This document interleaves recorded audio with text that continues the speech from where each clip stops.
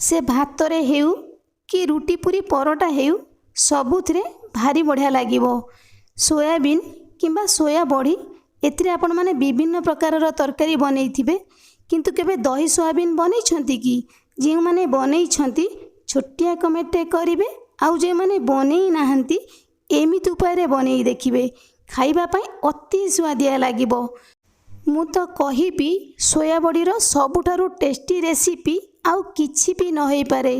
आपण माने याकु थरे बनैले बारंबार न बनै रही पारिबेनी। तेणु भिडियोटी की संपूर्ण देखंतु।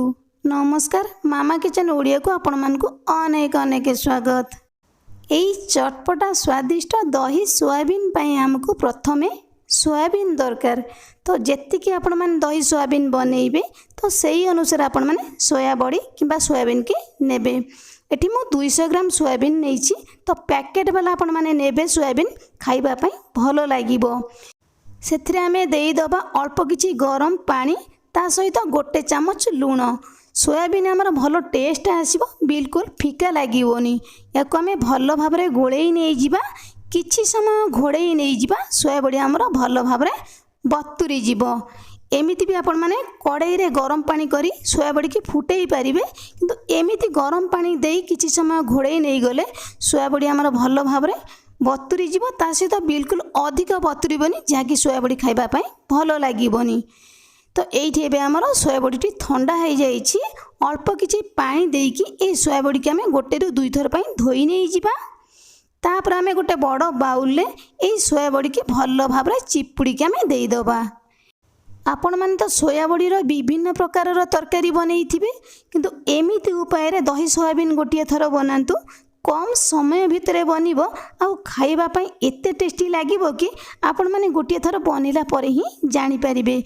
सेथिरे आमे देई दबा आधा चामच अदा रसुण छेचा, आधा चामच जीरा गुंड, आधा चामच धनिया गुंड, आधा चामच हळदी गुंड, आधा चामच काश्मीरी लंका गुंड, गोटे चामच लूण, गोटे चामच कस्तूरी मेथी, आधा चामच कॉर्नफ्लोर।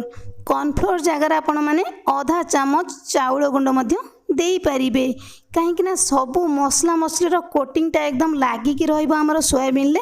बिल्कुल भी सोयाबीन मसला हमर अलग हबोनी। याको आमे भलो भाबरे गोळेई नै जिबा। सोयाबीन सहित सबू मसला मसली हमर गोळे हेई जिवो।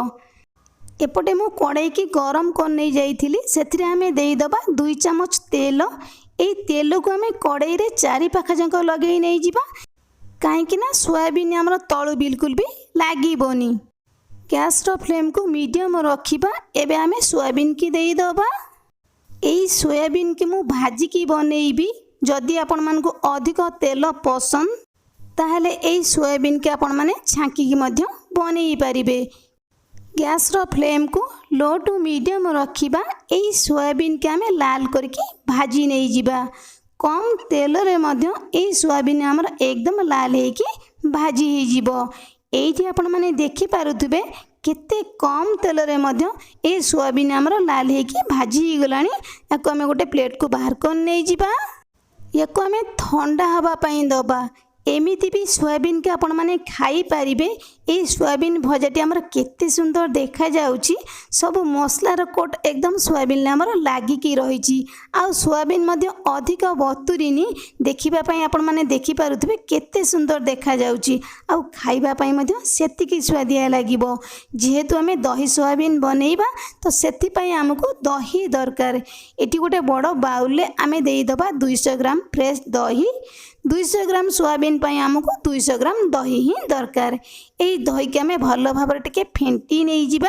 दही हमर एकदम क्रीमी क्रीमी टाइप रे हे जिवो। तो से पर्यंत आमे दही की फेंटीबा। एई भली भाबरे दहीटी रहिबो। एथिरे आपण माने पानी बिल्कुल भी देबेनी कि खट्टा दही बिल्कुल भी नेबेनी। तो सेई टाइम भितरे सेम कड़ाई की मुटिके धोई नै जाइथिली। सेथिरे आमे देई दबा गोटे चामच पाखापाखी तेल। तेल को आमे गरम होबा पई दबा। सेथिरे आमे देई दबा आधा चामच जीरा, आधा चामच सोरिष। जीरा सोरिष भल भाबरे फुटिगला परे गोटे बड़ साइज रो पियाज को आमे काटिकी देई दबा। ए पियाज को आमे हल्का टिके भाजी नै जिबा।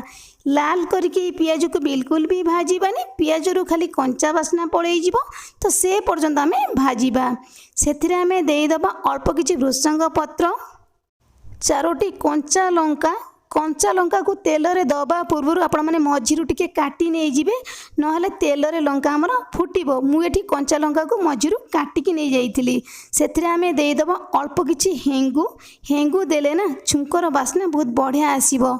एबे आमे किछि समय भाजी नहीं जिबा भृषंग पत्र लंका पियाज हमर भलो भाबरे आउ टिके भाजी हे जिवो। तापरे आमे देइदबा 1 चामच लूण, आधा चामच हळदी गुंड, आधा चामच काश्मीरी लंका गुंड।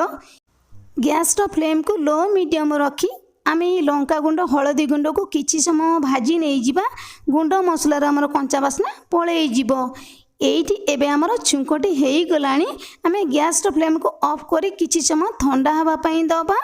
एपटे आम दही रे सोयाबीन की देई दबा सेथिरे आम ठंडा करके रखिथिबा छुंक को देई दबा। छुंक ठंडा होला पर आपण माने एई सोयाबीन ले देबे न नाही को हबो ना दही हमर फाटी जिवो बा छेना छिड़ी जिवो। सेथिरे आमे देई दबा अल्प किछि कटा धनिया पत्र, आधा चामच भजा लंका जीरा गुंड। दही सोयाबीन ले हमर बहुत बड़ा बास्ना आसीबो भलो भाबरे याको आमे गोळेई नै जिबा धनिया पत्र भजा लंका जीरा गुंड ता सहित पियाज छुंक हमर भलो भाबरे मिसी जिवो। एमिति भी यही दही सोयाबीन को बनैबा पाई आमको घंटा घंटा समय लागिबोनी अति कम समय रे तैयारी हबो आउ खाइबा पाई बहुत टेस्टी लागिबो। एइठी एबे हमर रेडी सोयाबीन लो सबुठारु नुआ रेसिपी दही सोयाबीन। एमिति भी सोयाबीन के आपण माने विभिन्न प्रकार बनैथिबे किंतु एमिति उपाय रे गोटिए थर बनांतु खाइबा पाई एते स्वादिया लागिबो कि से भात हेउ कि रुटी पूरी परोटा सबुथिरे खाई परिबे खाइबा पाई बहुत बढ़िया लागिबो। ताले निश्चय थरे एमिति उपाय रे बनांतु केमिति लागिला आपनक अनुभूति मो सहित शेयर करंतु। ताले आजि पाई रहिबी पुणी आसीबी आउ एक नुआ रेसिपी नै से पर्यंत रहिबी। नमस्कार, जय जगन्नाथ।